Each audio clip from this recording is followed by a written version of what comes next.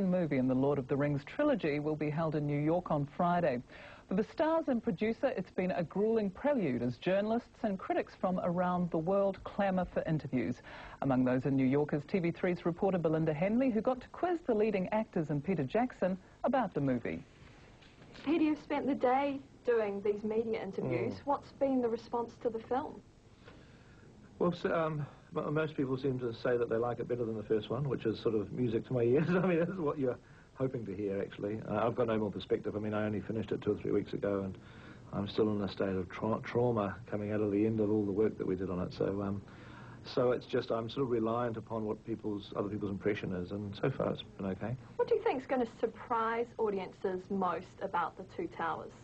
I think people will be surprised that it is quite different to the Fellowship of the Ring. I think people have already expressed that, and this is the middle chapter of a trilogy, and it was all shot as one big 9-hour movie, you know, that we've sort of chopped into 3 pieces, and so what I like about it is that the story is continuing, but the structure changes because the three different storylines in this film, you know, the breaking up of the Fellowship, which happened at the end of the last movie, the 3 different plot threads sort of spreading out in different directions, and we're intercutting between the different storylines, which gives this film a very different structure.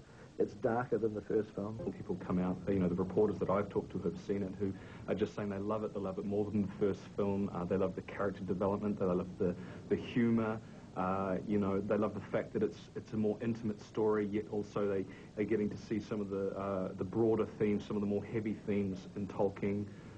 You know, the attempted genocide of mankind. Hello, New Zealand. What's the response been so far? They love it. They just told me I've done 76 5-minute interviews, and 75 of the people, literally at the end of every interview, they just go, wow, what an achievement. Great movie, congratulations. And they leave. It's a great response to the movie. The pace is quickened. They must have caught us and... Hurry!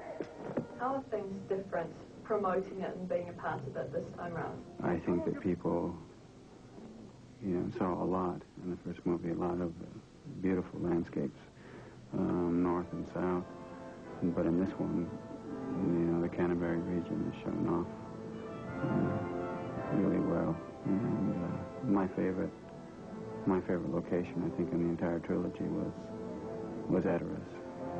What was so extraordinary about the last premiere in New Zealand was that it was actually the largest premiere that we went to. It was bigger than the world premiere in London. And the amount of love and support that we had in the street that day was very moving. It was wonderful.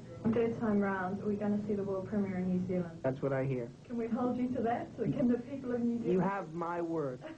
My word, so somebody else may break that. Over the past 2 days, Peter Jackson and the cast from Lord of the Rings have done as many as 80 press interviews each. But for them, it's just the beginning. They're then taking the film to Paris, London and Los Angeles before finally bringing the film home for the Wellington premiere on December 18th. Belinda Henley, New York, 3 News.